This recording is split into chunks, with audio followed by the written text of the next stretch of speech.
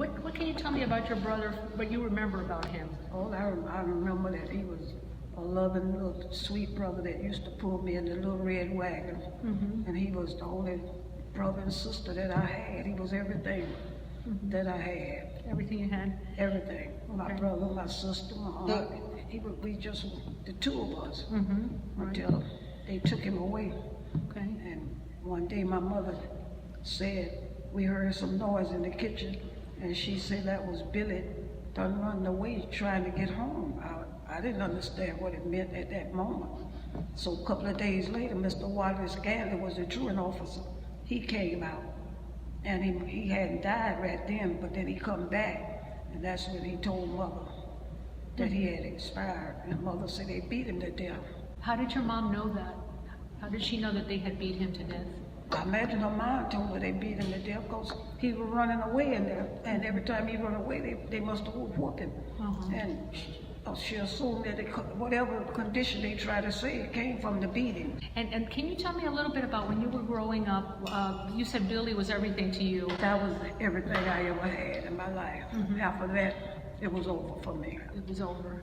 I went from home to home, and a lot of bad days.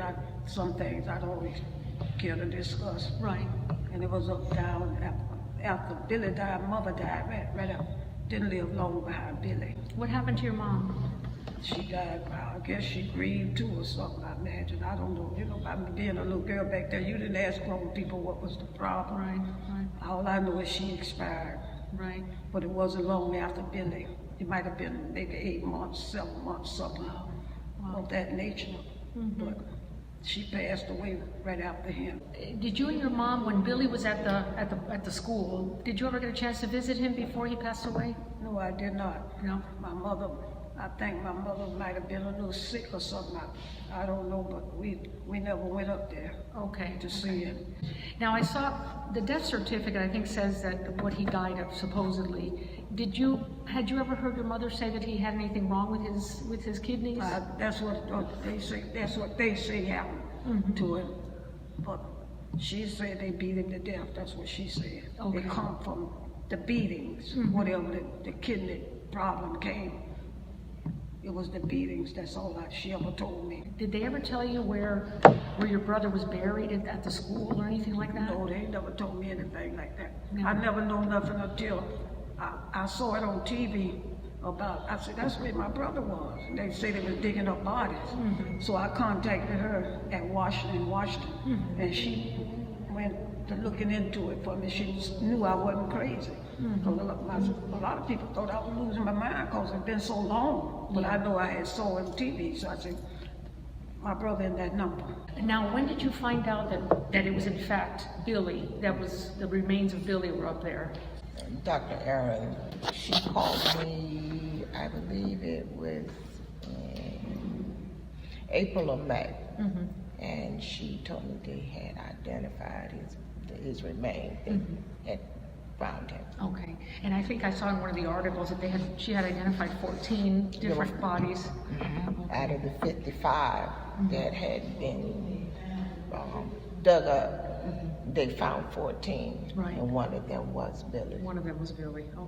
Is there anything else you want to say about finally having Billy come home? When I got the word, I asked her what did she want, and she said, since Billy was trying to get home, we felt like give him his last wish, bring him home. This is all he knew was Daytona. And so we decided to bring him home and finally be able to let him lay in peace and go out with dignity. You know, to be thrown into a box like you are a piece of trash. That's heartbreaking. That's devastating to any family. And that happened to a lot of these kids. They were just thrown away like they was nobody. They didn't, and it seemed like it was a lot of the poor people who couldn't fight for themselves.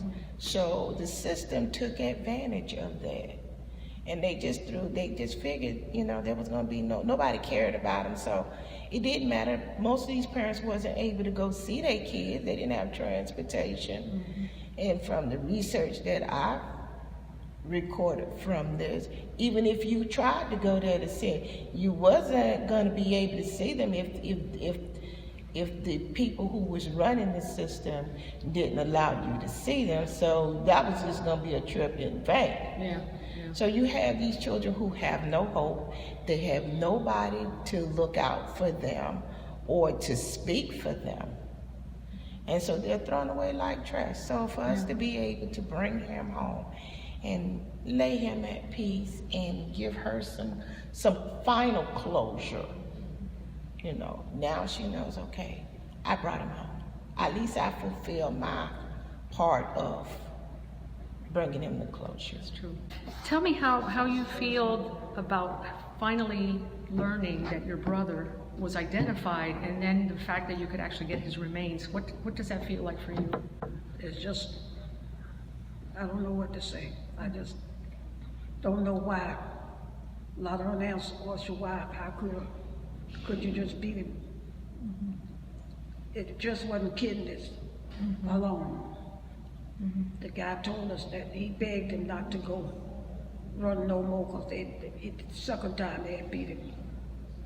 And he left. He said he was going to try to go home. And how could you do these boys this way? How? Not only Billy. Look at the rest of the boys that you marmaladed and did. How did they let it go on like that and say it wasn't true? Won't be for Dr. Aaron digging up these bodies and things to say that this did really happen. This happened in life. Somebody need to pay, but who gonna pay? Everybody claiming innocent, nothing happened. So